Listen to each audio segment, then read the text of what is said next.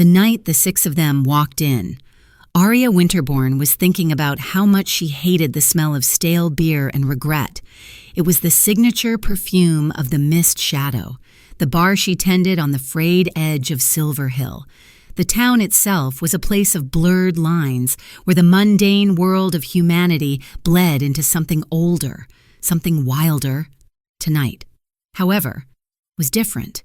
Tonight was a steel moon, a rare celestial event, happening only once every 50 years, when the lunar light washed the world in a cold, metallic blue-silver. It made everything look sharper, more dangerous.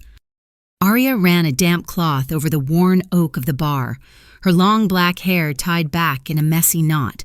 Her own eyes, a strange shade of silver gray, reflected the eerie light pouring through the grimy windows. She always felt a low hum of energy on nights like this. A restless thrumming beneath her skin she could never explain. She felt other, different, but she had felt that way for all of her 25 years. "Closing time, gentlemen," she called out, her voice even. The last two patrons grumbled, draining their glasses before stumbling out into the unnaturally bright night. She locked the heavy wooden door behind them, sliding the deadbolt into place with a satisfying thud. A sudden, inexplicable chill swept through the room. It was so cold, her breath plumed in front of her face like a ghost. That was impossible. The heating was on full. Then she heard it, the soft, metallic click of the deadbolt sliding back on its own. The door creaked open. Her heart hammered against her ribs, a frantic drum against the sudden, suffocating silence. 6 shadows detached themselves from the doorway. Stepping inside, they weren't just tall. They were monumental, their frames seeming to suck all the space and air from the room. They moved with a predatory grace that didn't belong in a run-down bar at the edge of nowhere. The steel moon outside cast them in sharp relief. 6 men, each one a different flavor of terrifyingly beautiful. Their muscles were corded and dense, visible even through their dark, practical clothing, but it was their eyes that held her captive. In the dim light of the bar, they seemed to glow with their own internal fire. The one who appeared to be their leader stepped forward. His hair was as black as polished jet, falling over a sharp, aristocratic face marked by a single, thin scar that cut vertically through his right eyebrow and down his cheek. It didn't mar his beauty. It weaponized it. His gaze was heavy, possessive, as if he were calculating the exact weight of her soul. "We need a drink," he said, his voice a low, gravelly baritone that vibrated right through the floorboards and up Aria's spine.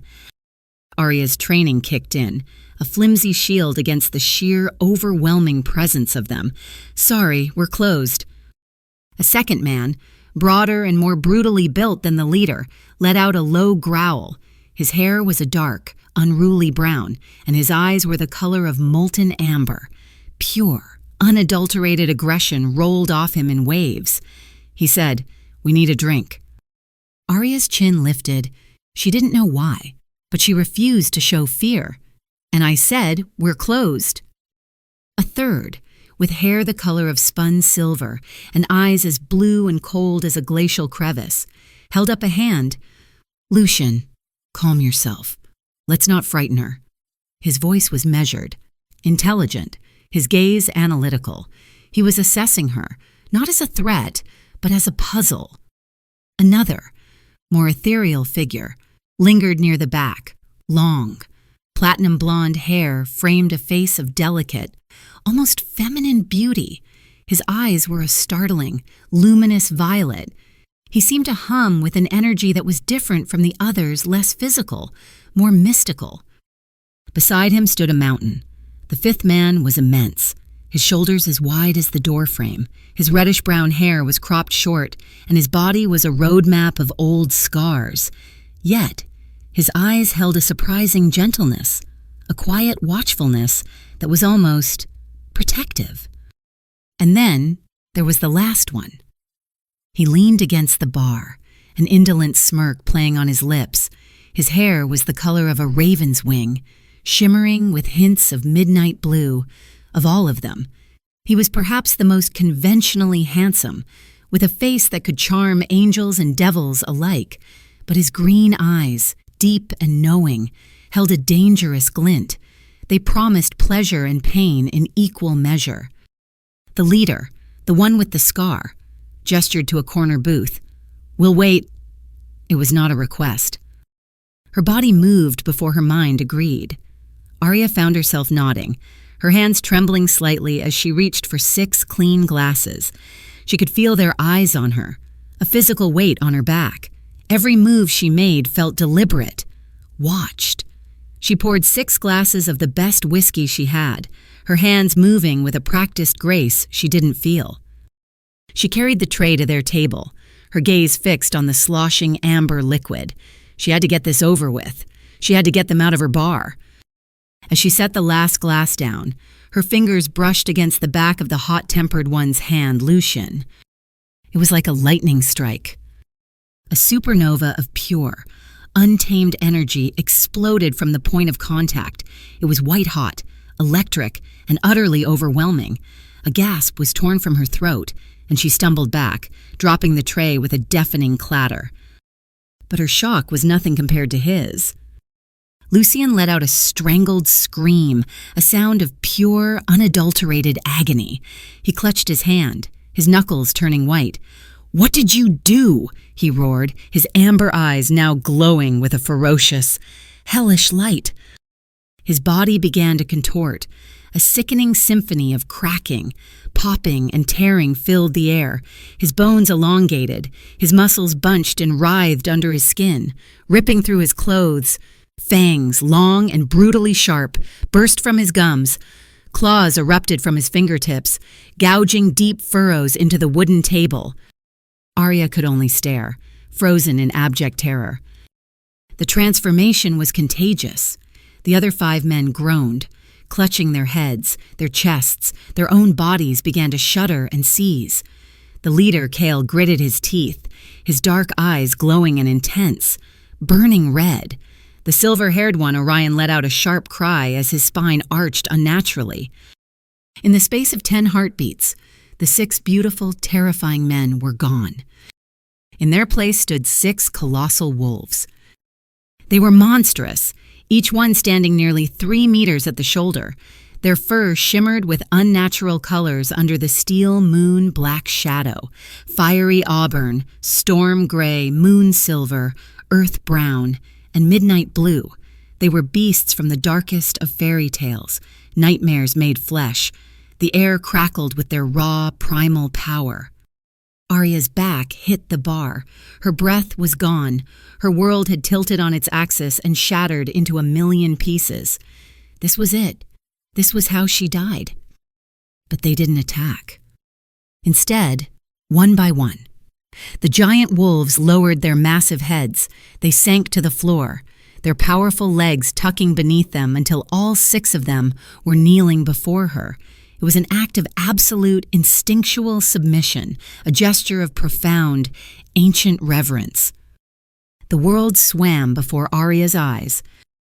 Just as suddenly as it began, the transformation reversed. With groans of pain, the wolves began to shrink, their bodies twisting back into human form. They lay naked and gasping on the floor of her ruined bar, their chests heaving, their skins slick with sweat. The leader, Kael, pushed himself onto his elbows, his breathing ragged. He looked at her, and the raw power in his eyes was replaced by something else, awe, disbelief, and a sliver of raw, undiluted fear. His voice was a raw, trembling whisper that cut through the silence. "It's not possible. You are the Moonblood Sovereign." The one with violet eyes, Zephyr, crawled closer, his gaze unfocused as he stared at the space around Arya. His eyes widened in horrified understanding. "Kael, it's worse than that," he breathed, his voice shaking. "I can see her aura, the lines of her power. My God, she carries 7 mixed bloodlines." Before anyone could process the sheer impossibility of his words, the world exploded again. The front windows of the bar shattered inwards, spraying glass and splinters of wood across the room. 3 figures, clad in black leather armor that seemed to drink the moonlight, landed in crouched positions. They moved with a silent, fluid deadliness. Their eyes were not human. They were the color of freshly spilled blood. Their leader stepped forward, a cruel, mocking smile gracing his pale, bloodless lips. His skin was so white it looked like polished bone. 6 alphas, he hissed, his voice like the slithering of a snake, all vying for a single mate. How pathetic. But your little game ends tonight. She belongs to the Covenant. He lunged. The bar became a whirlwind of violence. The 6 alphas, naked and weakened, scrambled to their feet, roaring with fury. A brawl of gods and monsters erupted in the small space. Kale's hands became claws of shadow. Lucian's fists blazed with fire. Orion summoned crackles of lightning that danced between his fingers. But the assassins were fast, their movements a blur. Their leader, the pale man, dodged Kyle's attack and came straight for Arya. His name, a whisper of dread in the air, was Valdris. He reached for her, his cold fingers just centimeters from her throat. Something inside Arya snapped. A primal scream of terror and rage tore from her lungs, and with it, a wave of incandescent heat.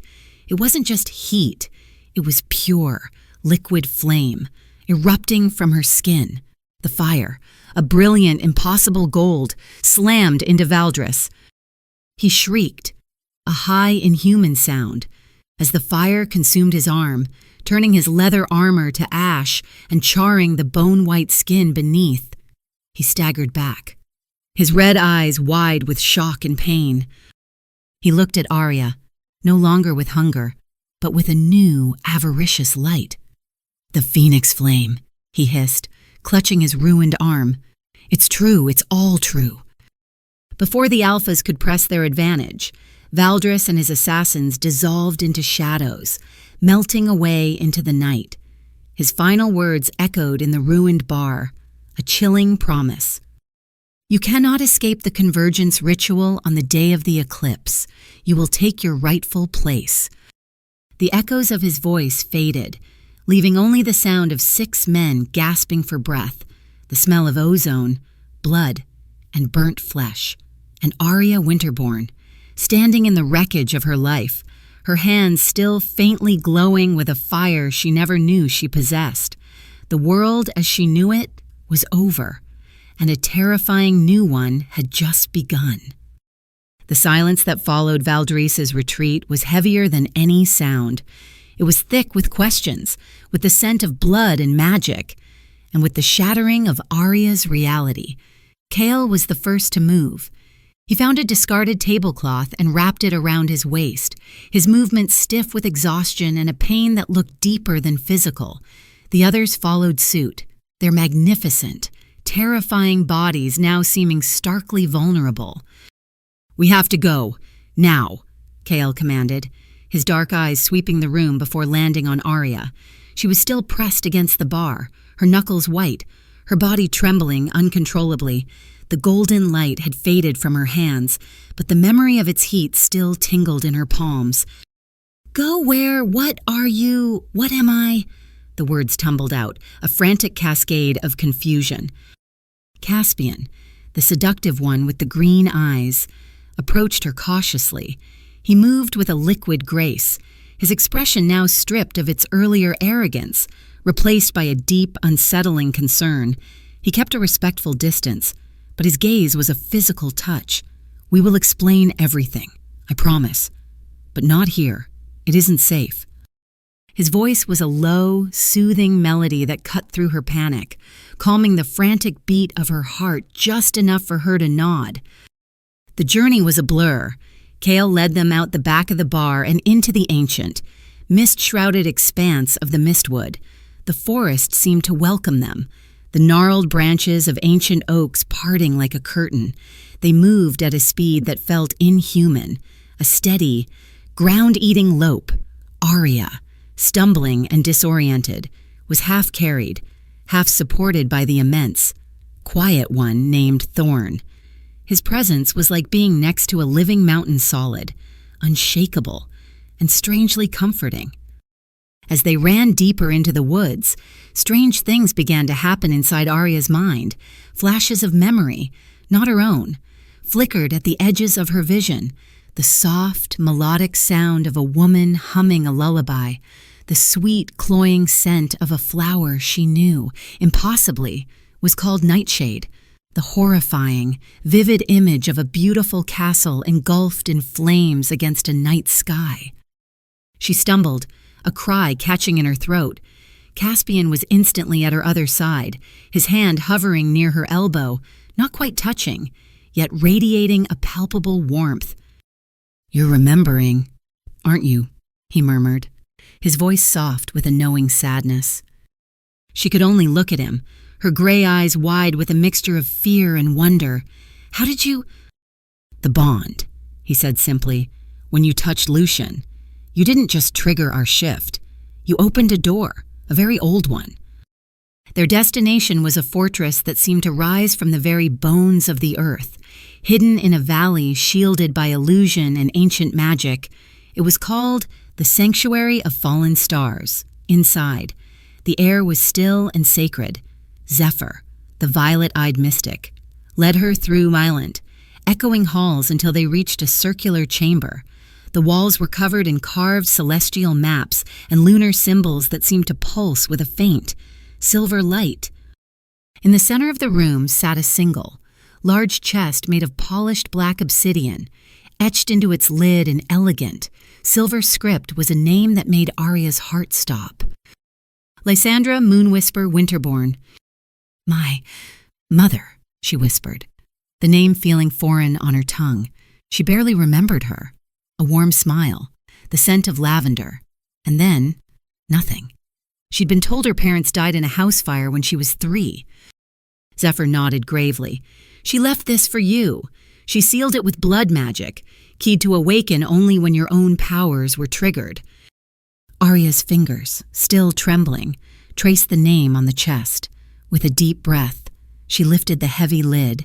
The air that rose from within was thick with the scent of dried herbs, old leather, and a faint trace of lavender that brought tears to her eyes. Inside, nestled on a bed of faded velvet, were 3 items. First, a worn, leather-bound diary, its pages filled with elegant, looping script. Second, a silver pendant shaped like a crescent moon, cradling a single, teardrop-shaped emerald that pulsed with a soft, inner light. And third, a small corked vial containing a thick, silvery liquid that swirled like captured moonlight. It was blood.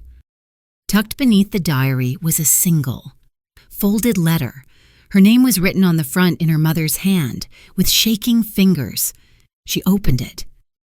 "My dearest Arya, my little star, if you are reading this, it means I have failed. It means the life I tried to give you, a normal life, a human life, has been stolen away. I am so, so sorry." She pressed a hand to her mouth, a sob catching in her throat. Kale placed a steadying hand on her shoulder. The touch was grounding, a solid anchor in the swirling chaos of her mind. She picked up the diary. The first entry was dated over 25 years ago. "January 1st, 1998. My name is Lysandra. I am the last of the direct moon bloodline, and I have committed the one unforgivable sin our people have. I have fallen in love with a dragon lord." Arya's breath hitched. "Dragon lord!" She flipped through the pages, her eyes scanning the frantic, beautiful script. March 15th, 1998. "Dravian and I, we have created something new, something impossible. The child growing inside me is not just of moon and shadow, or of sky and fire. The seers are screaming, the elders are terrified. My child carries the essence of the 7 forbidden kingdoms, moon blood of the wolf shifters. Dragon essence from her father, the eternal phoenix flame, the chaotic void shadow, the wild storm spirit, the unyielding earth titan, and the sacred celestial light. The 7 bloodlines, just as Zephyr had said. June 30th, 1999. The Shadow Covenant has found us. They slaughtered my kin, hunting for the child of the prophecy, Dravion. My love, he gave his life to buy us time, to protect you. My Arya, I have to hide you.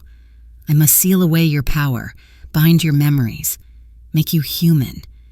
You will live a quiet life, an ordinary life, until the magic I've woven finally shatters. The final entry was blotted with what looked like tear stains. The ink was rushed, panicked. August 12th, 2000, they have found me. I will not survive the night. Arya, my love, my life. If you are reading this, you must run. Trust no one. The convergence ritual they seek will destroy you, will unmake your very soul. But if you can survive it, if you can master what you are, you will become the most powerful being this universe has ever known. You will be its savior or its destroyer. I love you, always. The diary slipped from her fingers, falling to the stone floor with a soft thud. It was too much. The bar, the wolves, the assassins, her mother, her father, a dragon lord, 7 bloodlines warring inside of her.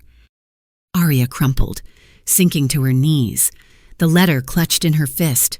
The fragmented memories she'd experienced in the forest now slammed into her with the force of a tidal wave. The lullaby was her mother's. The burning castle was her home, and she saw him now, a fleeting image of a magnificent man with eyes of molten gold and vast, shimmering wings, holding her mother as their world burned around them. I don't understand. She wept, the words torn from her. What does this mean? Orion, the strategic, silver-haired alpha, stepped forward. His cold blue eyes were filled with a grim understanding. It means your body is a ticking time bomb. Arya, with 7 different, opposing magical affinities warring inside you. Each lunar cycle will amplify your power to unstable levels. You need an outlet, a way to channel and ground that power. If not... Caspian finished the thought, his voice laced with dread. If not, the pressure will build until you detonate. The resulting magical backlash would not just kill you, it would obliterate everything within a 100-kilometer radius. The sheer horror of his words silenced her tears. Kale moved to stand before her, his powerful body casting a long shadow. He did something she never expected. He knelt, bringing his dark, intense gaze level with hers. For the first time, she saw past the leader, past the alpha, and saw the man. She saw the immense weight he carried, and a raw, fierce protectiveness in his eyes that was directed entirely at her. We will not let that happen, he vowed, his voice a raw promise. You are not alone in this. My pack, all our packs, we swear to protect you. Thorn, the silent giant, spoke for the first time. His voice was a deep, rumbling bass, like stones grinding together. There is a way, an ancient way to stabilize you. Zephyr met Arya's terrified gaze. It's a ritual, one of the old magics, rarely used, highly dangerous. It is called the bonding of 6 souls. He took a deep breath. If you willingly accept a soul bond with all 6 of us, your chaotic power will be shared, siphoned and anchored across our 6 souls. Your 7 bloodlines will find balance through us. Arya stared at the 6 of them, her mind reeling. The implications were staggering. So, I would be bound to all of you. Lucian, who had been silent and brooding, finally spoke, his amber eyes burning with a fierce, possessive light. We would be bound to you. The truth of it, the real cost, dawned on her. She looked from face to face, her voice barely a whisper. It would mean that I would belong to all of you. And you would share my life. If I die. She trailed off, unable to say the words. A heavy, profound silence filled the chamber. It was a silence of acceptance, of a pact already made. 6 alphas, the most powerful leaders of their kind, nodded in unison. If she died, they would die with her. The next 3 days passed in a tense, dreamlike haze. The upcoming blood moon, a total lunar eclipse, was not just a celestial event. It was a deadline. According to Zephyr's ancient texts, it would be the first major test of Arya's untamed power. If they didn't perform the initial bonding ritual by then, the surge of energy would be uncontrollable. She would be lost. The sanctuary buzzed with preparations. Zephyr spent hours on the floor of the main chamber, meticulously carving a complex magic circle with 13 ancient sigils. Using powdered silver and obsidian dust, Caspian worked relentlessly in the apothecary, the air thick with the scent of strange herbs as he brewed potions designed to ease the physical trauma of the transformation. Thorn disappeared into the forge, the rhythmic clang of his hammer echoing through the fortress as he shaped 6 identical bracelets from a rare, glowing metal called moonsteel. These would be the physical conduits for the bond. Orion, meanwhile, was surrounded by scrolls and tomes, his brow furrowed in concentration as he cross-referenced ancient prophecies and ritualistic texts, searching for any detail that might mitigate the danger.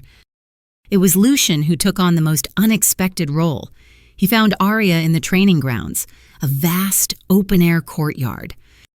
"You need to learn to fight," he said bluntly, tossing a wooden practice sword at her feet. Arya stared at him. "Fight who you—" His amber eyes held a deadly seriousness. "No, yourself. When the change comes, when the power takes you, you might lose control. Your instincts will be to attack, to destroy.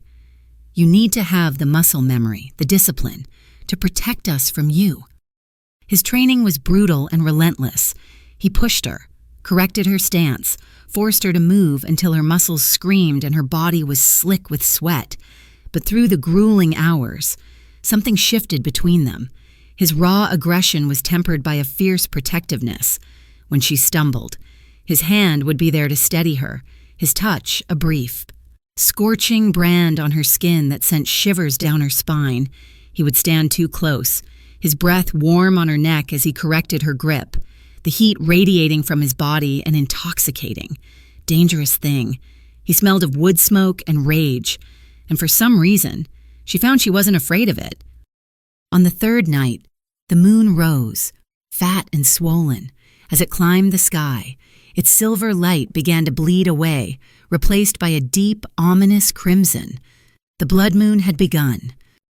They gathered in the chamber, Arya standing in the center of Zephyr's magic circle. The 6 alphas took their positions around her. She was wearing a simple white tunic, feeling like a sacrifice. At exactly 9 p.m., as the last sliver of white moon vanished, the pain began. It started as a low hum beneath her skin and erupted into an all-consuming agony. It felt as if every cell in her body was being simultaneously ripped apart and set on fire. A scream, raw and animalistic, was torn from her throat. She collapsed to her knees, her body convulsing. Her eyes, once gray, flickered through a terrifying kaleidoscope of colors: luminous silver, then molten draconic gold, then the fiery red of a phoenix. Her hair, unbound and wild, began to glow. 6 distinct ribbons of color: black, amber, blue, violet, red-brown, and midnight green, twisting and writhing like living serpents. The first wave of transformation was the wolf. Her bones shifted and cracked, lengthening, a coat of shimmering. Silver fur sprouted from her skin, fangs descended, and her senses exploded with 1,000 new scents and sounds. But it was incomplete, a horrifying, half-formed thing. She was neither human nor wolf. Then, the dragon's essence awoke. 2 sharp, bony ridges erupted from her back with excruciating force, the promise of wings. Patches of her skin shimmered, hardening into iridescent scales of silver and obsidian. A plume of blue-tinged smoke escaped her lips, smelling of ozone and brimstone. The phoenix was next. Her entire body burst into golden flames. The fire didn't burn her, but it was so hot the stone floor around her began to melt and glow. Within the roaring inferno of her own body, she could see the spectral outline of a great fiery bird with wings outstretched. The final powers surged, a chaotic, untamable storm. Shadows, blacker than any night, poured from her, swallowing the light in the room. A whirlwind of wind and lightning erupted around her, threatening to tear the sanctuary apart. The very foundations of the fortress groaned and trembled as the Titan's strength manifested. Finally, a blinding column of celestial light shot up from her body, piercing the roof of the chamber and reaching for the blood-red moon itself. She was a nexus of creation and destruction, a god and a monster, and she was completely, terrifyingly out of control. "Now!" Kale roared over the din. "We have to form the link now." In unison, the 6 alphas drew silver knives and sliced open their palms. Blood, thick and dark, dripped onto the sigils of the magic circle, which flared with an intense white light. They began to chant in a language older than men, a litany of power and promise, their voices weaving together into a single, resonant chord. By blood we bind, by soul we share, 6 hearts as one, through death we dare. Moon's daughter wild, dragon's flame bright, we claim you now, through endless night. The 6 moonsteel bracelets Thorn had forged lifted from the altar. Hovering in the air, they shot forward, clamping onto Arya's wrists and ankles with a cold, metallic snap. Immediately, 6 streams of pure energy, the essence of each alpha, poured from them into her body. They were anchors, tethers in the raging storm of her soul. The maelstrom of power began to recede. The winds died down, the shadows retreated, the fire subsided. Arya floated gently back to the floor, her body no longer racked with agony.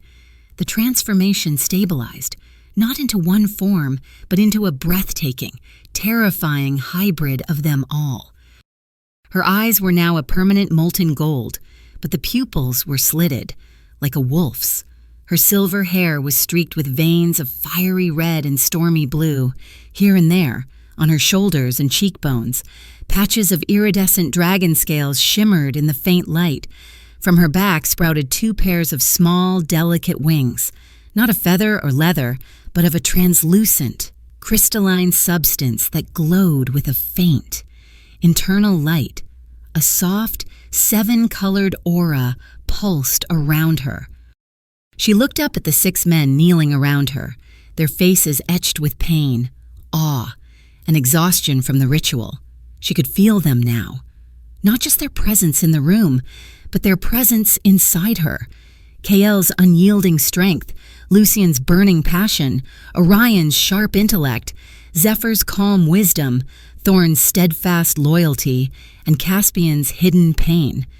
They were a part of her. Her voice was a hoarse, changed thing, a harmony of whispers. I can feel you inside me." Caspian met her gaze, his green eyes shimmering with unshed tears.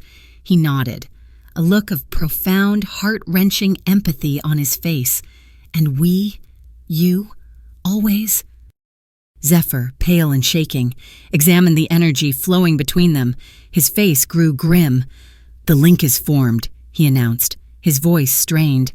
"But it's not stable. Her power is too immense, too vast. This bond is just a temporary measure, a dam holding back an ocean.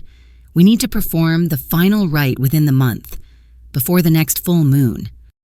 He looked at Arya, his violet eyes full of dread. "If we don't, the bond will shatter, and when it does..." He didn't need to finish. They all understood. The dam would break, and the resulting flood would wash them all away. The morning after the blood moon was deceptively calm. A fragile peace settled over the sanctuary, shattered only by the arrival of 12 warriors clad in midnight black cloaks. They moved as one, their faces hidden in the shadows of their cowls, bearing the crest of the High Council of Shifters, the governing body of their world. Their leader was a woman named Lady Seraphine Darkhollow. She pushed back her hood to reveal a stern, beautiful face, with silver hair pulled back so tightly it seemed to strain her skin, and eyes the color of a winter storm. She was a powerful sorceress, and the air around her crackled with contained energy. She ignored the 6 alphas who moved to block her path, her cold gaze fixed solely on Arya. "Arya Winterborn," she declared, her voice devoid of any warmth. "By the authority of the ancient laws, Article 47, the existence of a being with 7 mixed bloodlines is forbidden. You stand accused of unlawful sentience." Chaol stepped forward, his body a tense wall of muscle between the sorceress and Arya.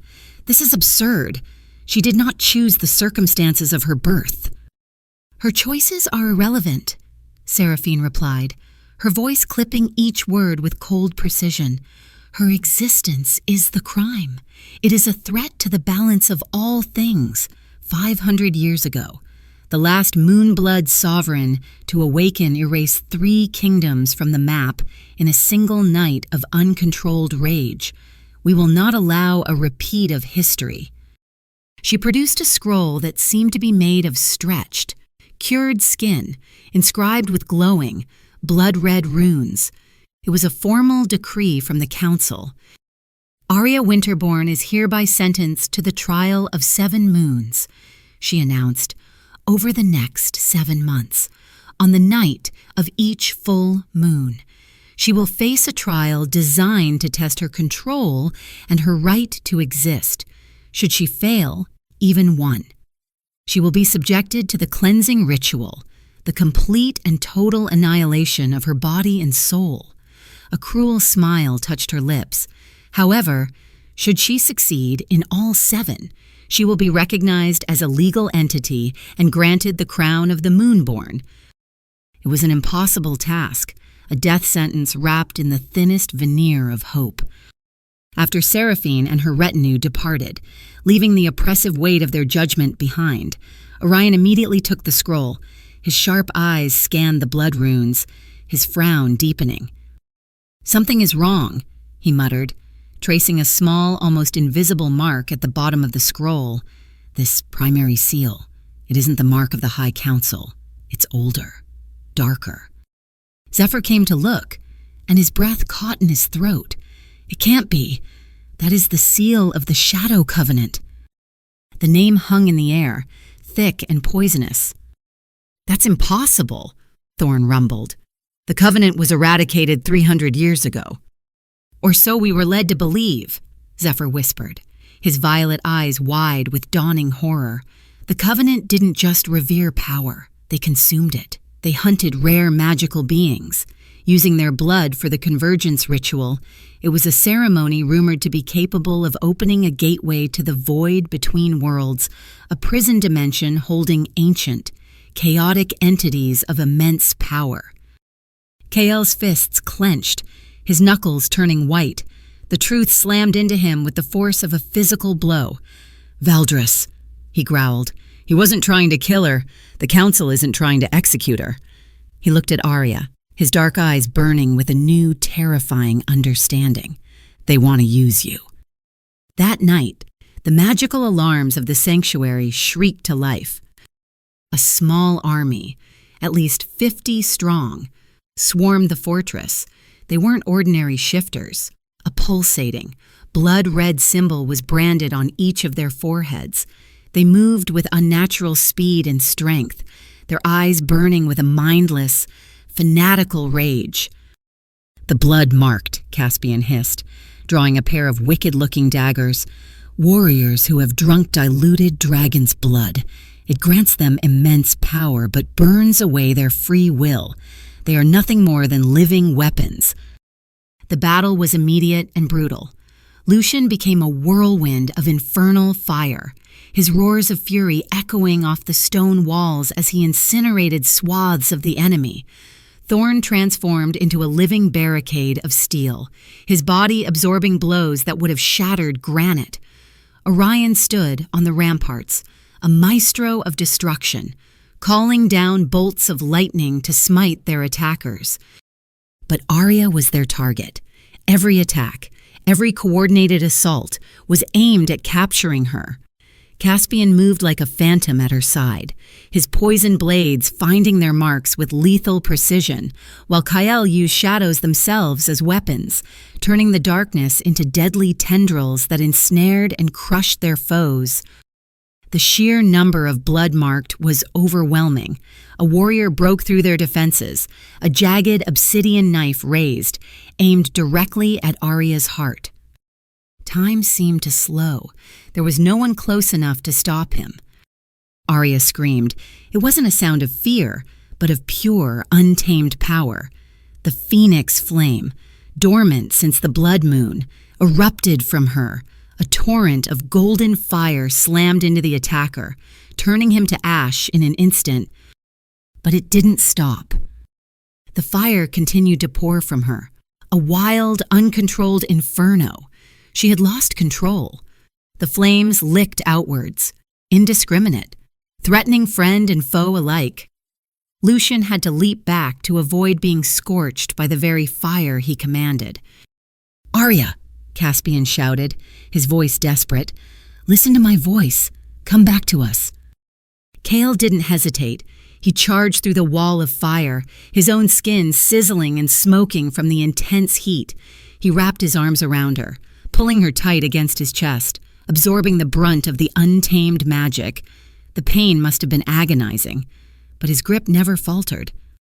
"You are not alone," he roared into her ear, his voice a desperate, grounding anchor in the hurricane of her power. "We are here. Feel us, feel the bond."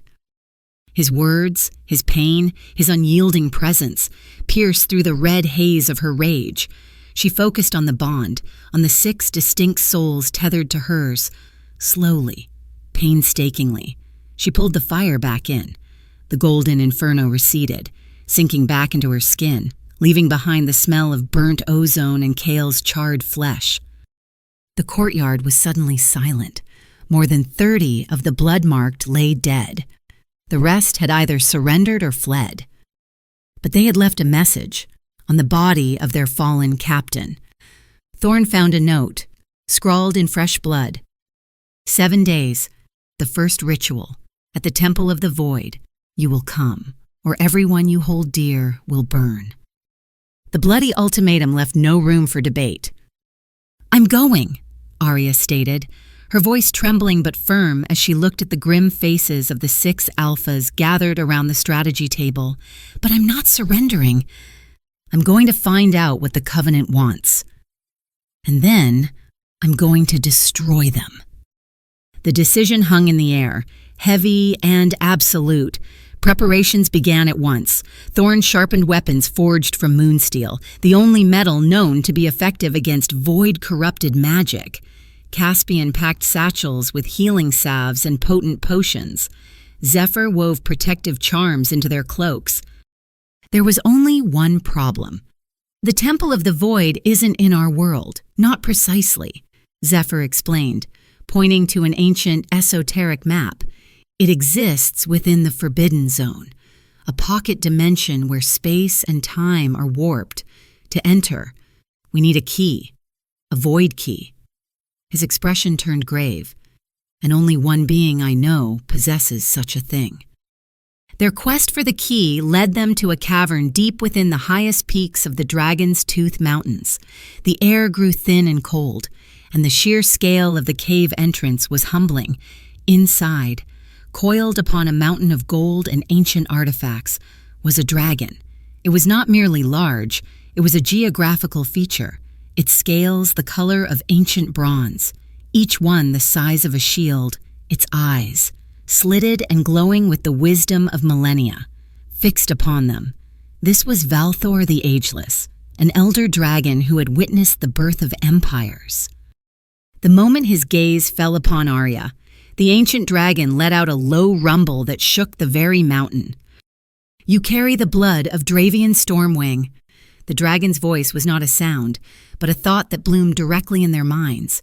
It was ancient, powerful, and laced with a deep, forgotten sorrow.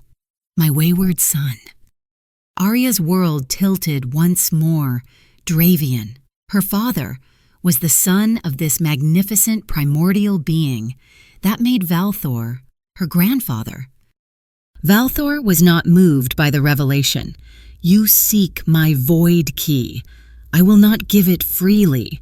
If you wish to claim your heritage, you must first prove you are worthy of it. You must face the dragon's trial of 3 fires." The trial was not one of physical combat, but of spiritual endurance. The first was the life fire. A shimmering green flame enveloped Arya. It did not burn her flesh, but her soul. It dredged up every fear, every regret, every painful memory. She was forced to relive the night of the fire, to see her mother's death, to feel her father's sacrifice. But through the agony, she also felt their boundless love. To pass, she had to accept her past, not as a wound, but as a part of her. She emerged from the flames weeping, but whole. The second was the death fire, a vortex of black. Cold flames showed her visions of possible futures. She saw herself losing control and striking down Kael. She saw Lucian dying to protect her. She saw a world consumed by darkness, with herself on a throne of corpses, a puppet of the Covenant. To pass, she had to choose her path. "I choose to fight," she declared into the void, her voice ringing with newfound conviction. "Whatever the cost, whatever the sacrifice, I will not be their weapon." The final flame was the rebirth fire. This one, a brilliant gold, was the hottest of all. It demanded she burn away the last vestiges of the ordinary girl she once was, the girl who just wanted a quiet life. She had to embrace the terrifying, magnificent truth of what she was when she stepped out, changed. Valthor rumbled in approval. In her eyes, a subtle shift had occurred. Her left pupil was now shaped like a tiny, perfect crescent moon, while her right was slitted, like a dragon's.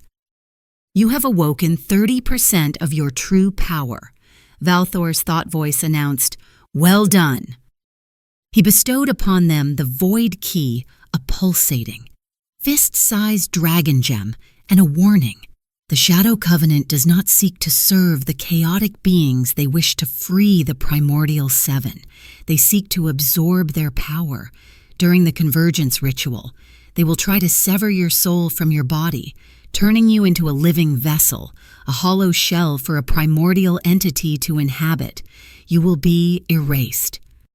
Before they left, Valthor offered Arya 3 gifts, a single, iridescent scale from her father's hide, called Dawnbreaker, which could absorb 1 fatal blow, a memory crystal, containing her father's final message, and a bloodline map, a magical parchment that would reveal the location of any other living Moonblood kin. Arya clutched the crystal.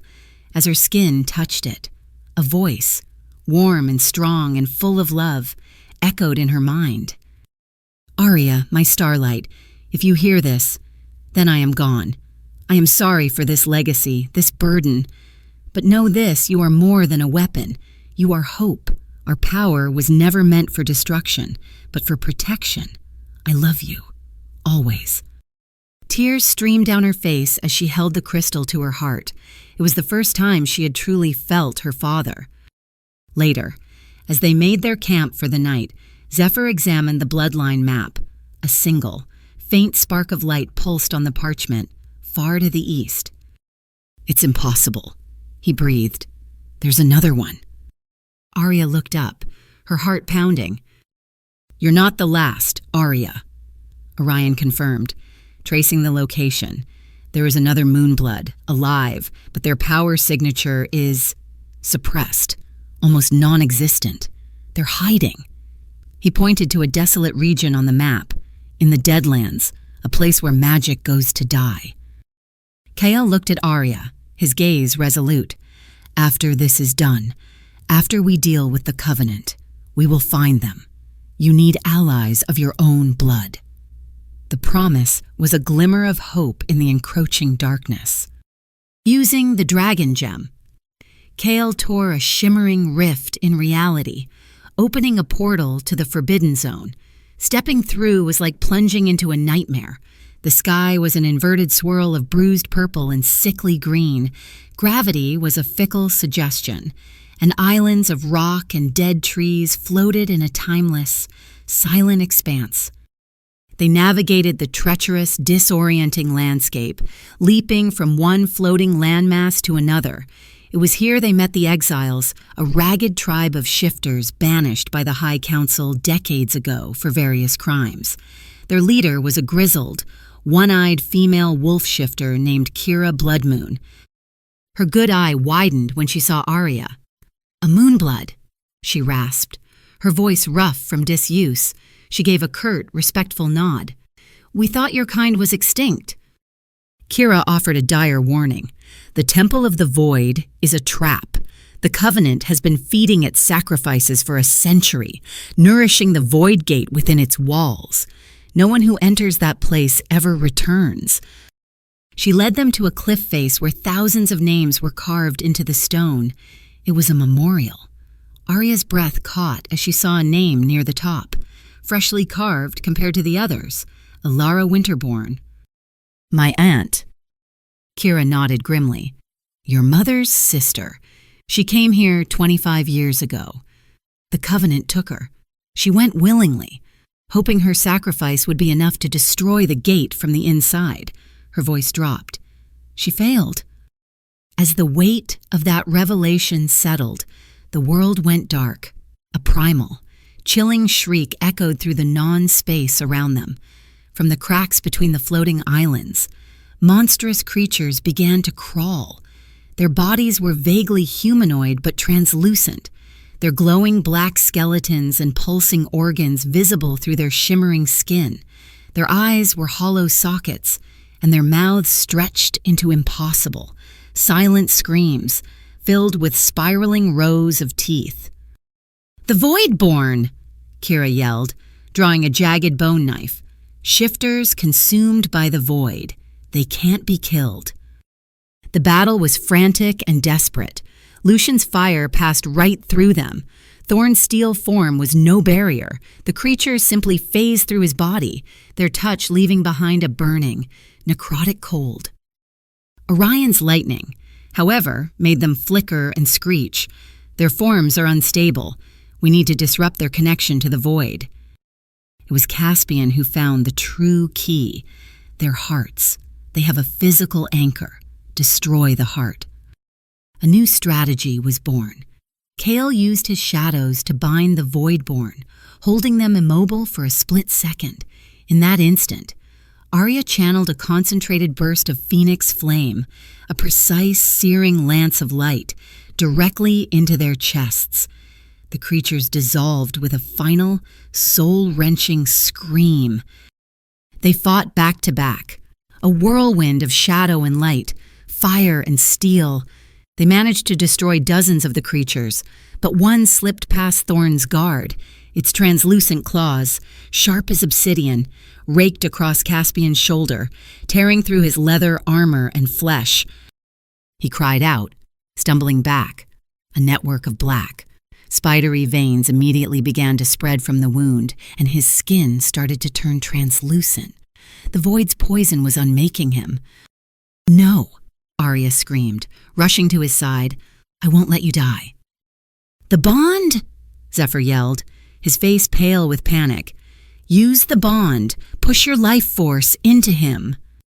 Arya didn't know how, acting on pure, desperate instinct. She did the only thing she could think of. She bit down hard on her own wrist, tearing the skin, and pressed the bleeding wound to Caspian's lips as her blood, shimmering with the light of 7 bloodlines, entered his system. She focused her will, pushing her own life energy, her own vitality, through the invisible tether that connected their souls. The pain was immense. It felt like she was being torn in two. Caspian thrashed, his body caught in a horrifying tug-of-war between his own nature and the corrupting influence of the void. For a heart-stopping moment, she thought she was losing him. Then, with a final, shuddering gasp, the black veins receded. His skin returned to its normal color. The gash on his shoulder began to knit itself back together, leaving behind a jagged, permanent scar as black as obsidian. He slumped against her, breathing heavily. He slowly opened his eyes, and the way he looked at her was different, deeper, more intimate. "Arya," he whispered, his voice weak but full of wonder. "I felt you. Not just in my mind, in my soul. It was like we were one?" Zephyr looked at the new, black scar on Caspian's shoulder. "The bond has deepened. You saved him, Arya.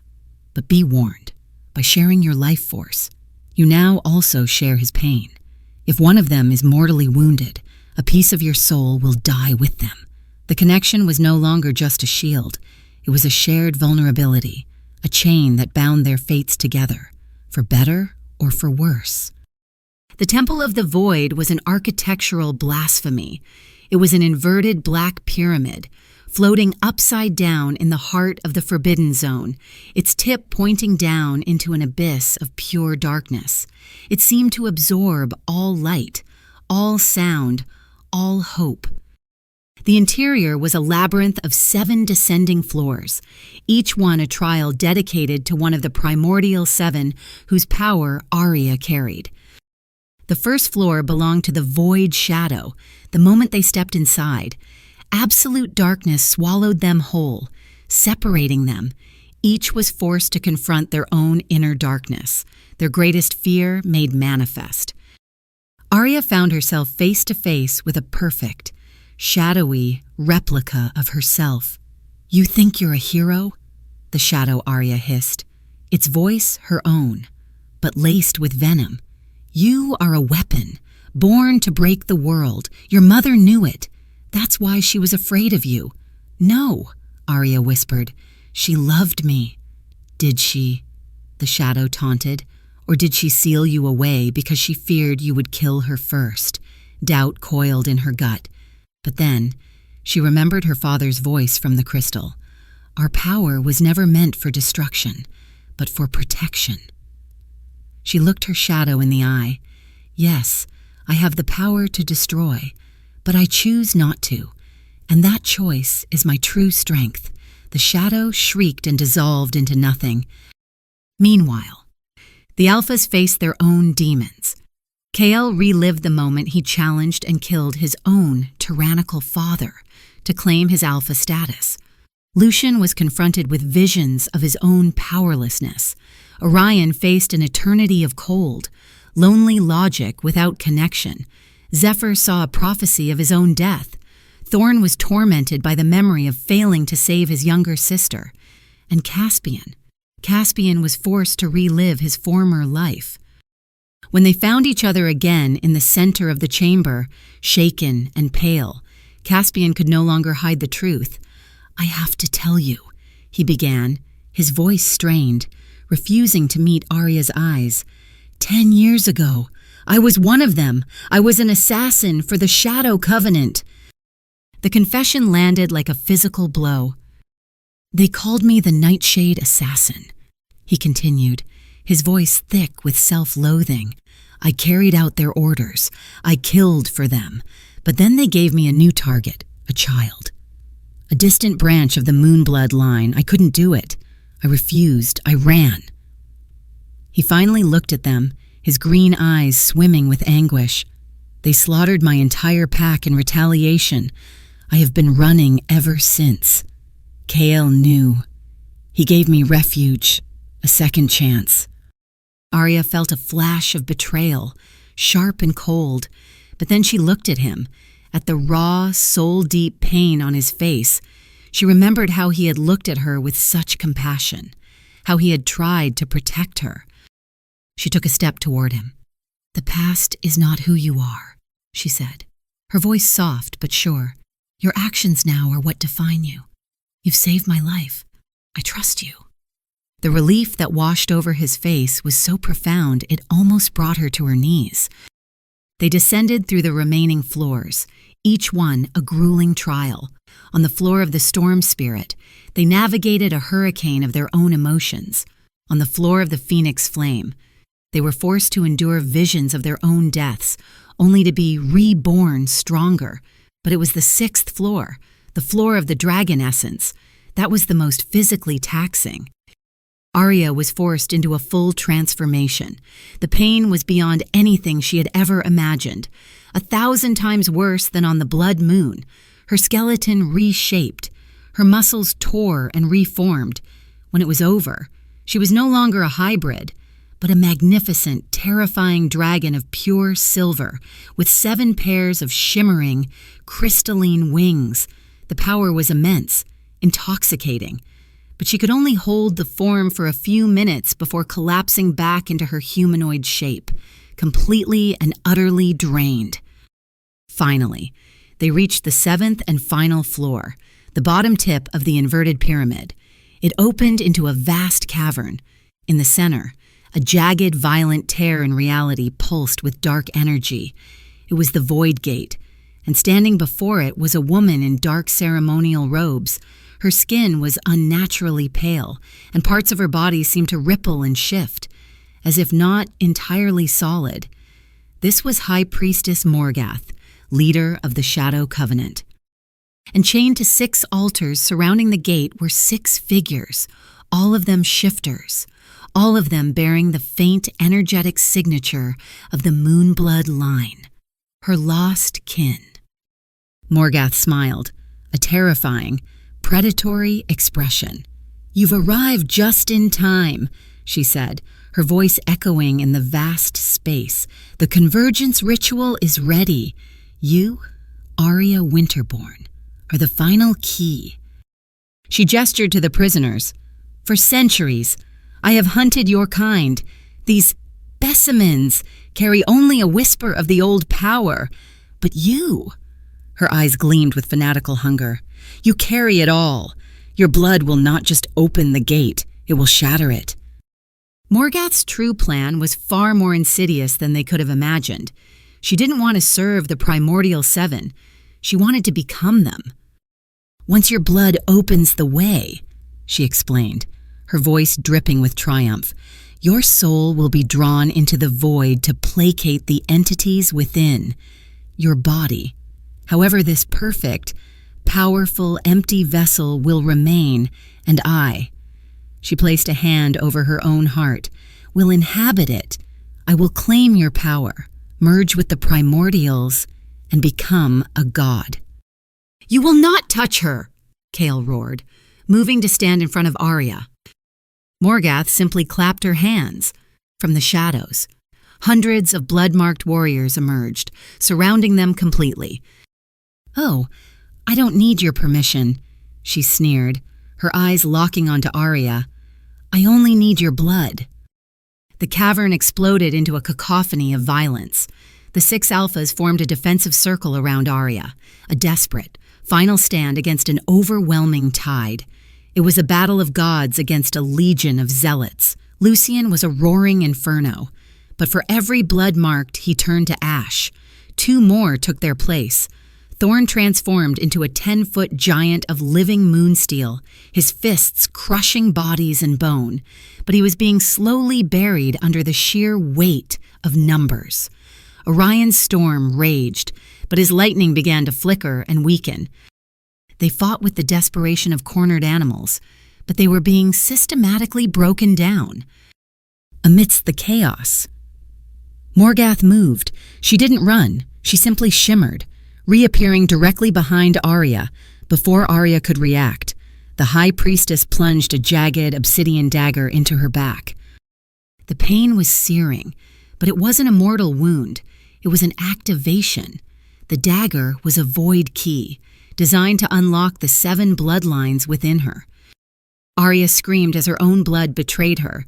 It flowed from the wound not as a liquid, but as 7 distinct streams of shimmering, colored light. Each stream snaked through the air and struck one of the 7 altars, including the empty one at the head.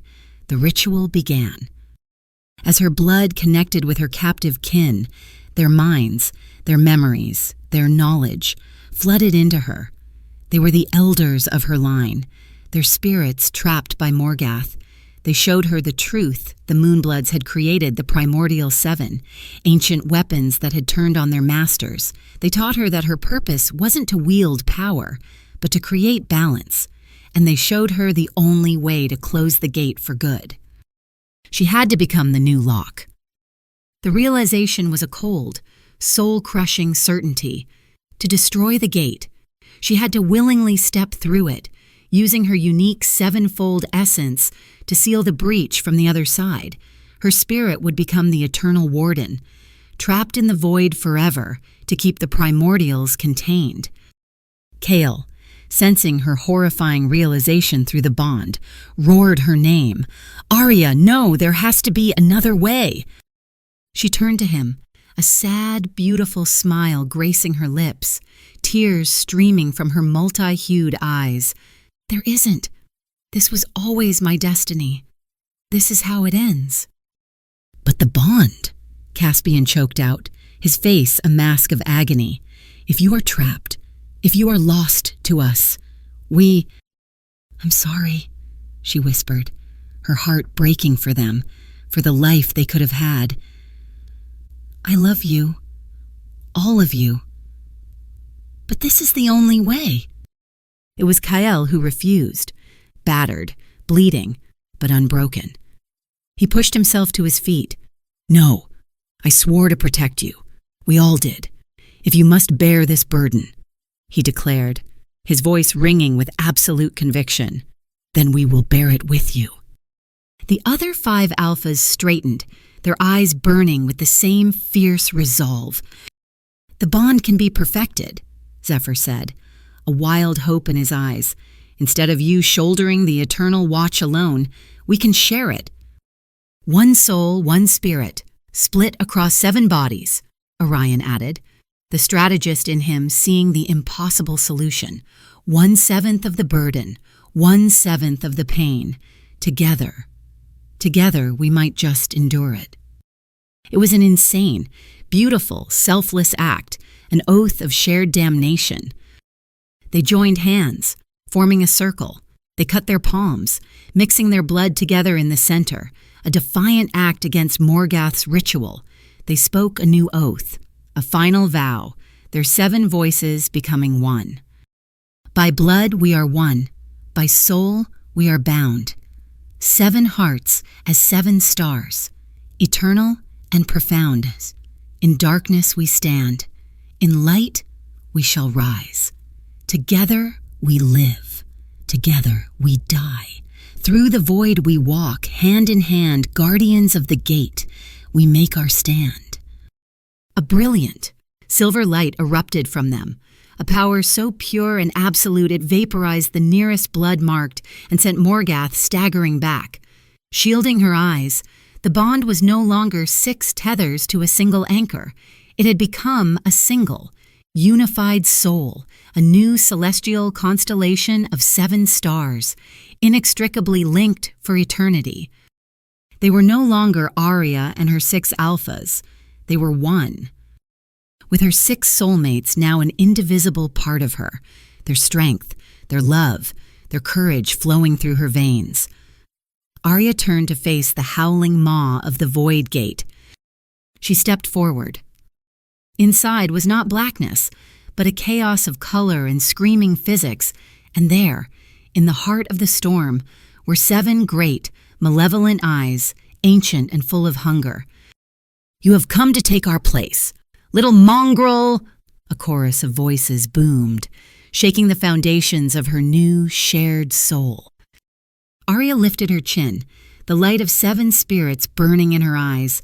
"No," she said, her voice clear and strong, echoing with the voices of her mates. "We have come to evict you.